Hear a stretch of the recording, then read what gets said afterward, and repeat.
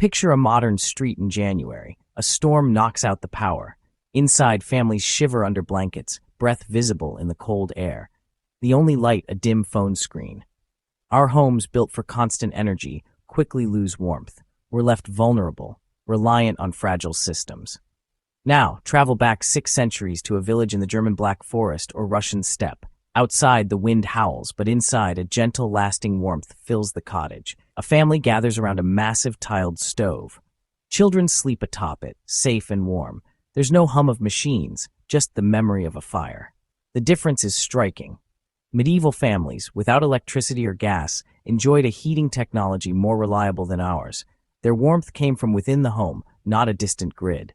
They mastered the art of heating mass, not just air. This knowledge was their key to comfort and survival.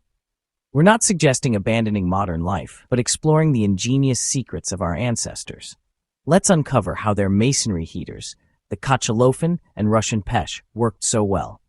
We'll see how their homes and routines conserved every bit of warmth. By looking back, we can find practical lessons to make our own homes more resilient and comfortable, especially when modern systems fail. The past holds answers for a warmer, more secure future. Let's begin. Modern heating warms the air, but air holds little heat. When the power fails, warmth vanishes fast. Medieval homes took a smarter approach. They heated the house itself. Their secret? The masonry heater, a massive core of brick or tile at the home's center. A short, hot fire charged this thermal battery. The masonry absorbed the heat, then released it slowly for hours, even days. Instead of blasts of hot air, the stove radiated gentle warmth, like sunlight on a cool day. This radiant heat warmed people and objects directly, not just the air. The result: stable, efficient comfort. One fire could keep a room warm for a day or more. No need to constantly tend a fire or fear a cold night. The masonry heater was a robust, self-sufficient technology, immune to power outages. Heating mass, not air, was the medieval game changer. It's a lesson we'd do well to remember. The masonry stove was the heart of the medieval home. Heat source, kitchen, bed, and gathering place in one. These stoves were large, beautiful, and central to daily life. Each morning, a single hot fire charged the stove for the day. No need for constant tending. The residual heat cooked meals, baked bread, and kept water hot for hours. Ingeniously, stoves often had sleeping ledges on top, the warmest, safest spot for children or the elderly. The family lived, worked, and rested together in the stove's gentle warmth. There was no scattering into separate heated rooms. The stove created community and security. It was interactive, life-sustaining furniture. This togetherness, both physical and social, helped families survive the harshest winters.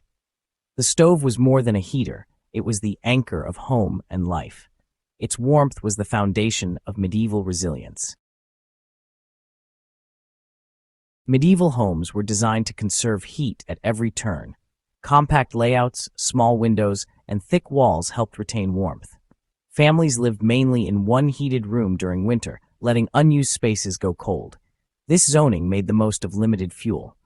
Walls of stone or timber absorbed heat by day and released it at night, stabilizing indoor temperatures. Houses were often built close together, sometimes sharing walls or attaching barns for extra warmth.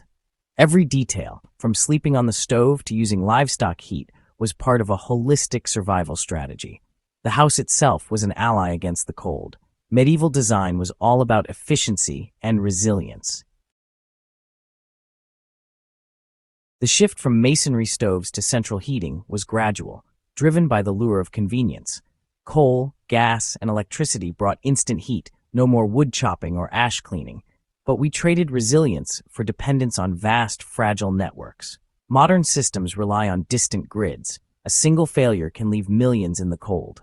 Homes changed too. Thin walls, big windows, and open plans replaced thick, heat-storing designs. We built for energy abundance, forgetting it might not last. The skills of managing fire and storing heat faded away. We gained push-button comfort, but lost the security of self-sufficiency. The trade-off left us more vulnerable than we realize. When winter power fails, modern homes cool dangerously fast. We have no thermal reserves. Desperate heating attempts, like using grills indoors, can be deadly. Medieval wisdom offers life-saving lessons. First, create a microclimate. Close off unused rooms, insulate doors and windows, and gather everyone in one small space. Concentrate body heat and any safe heat source. Second, store heat in mass. If you can heat water, fill bottles and tuck them into bedding, a mini masonry heater.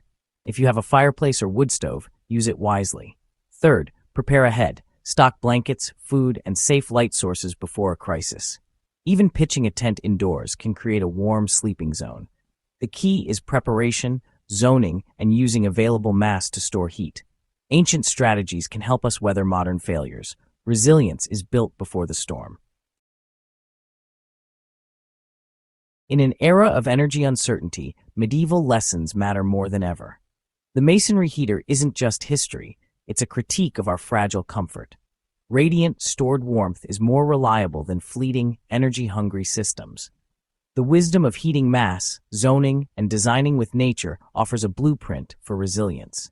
We don't need to live in medieval cottages, but we can adapt these principles.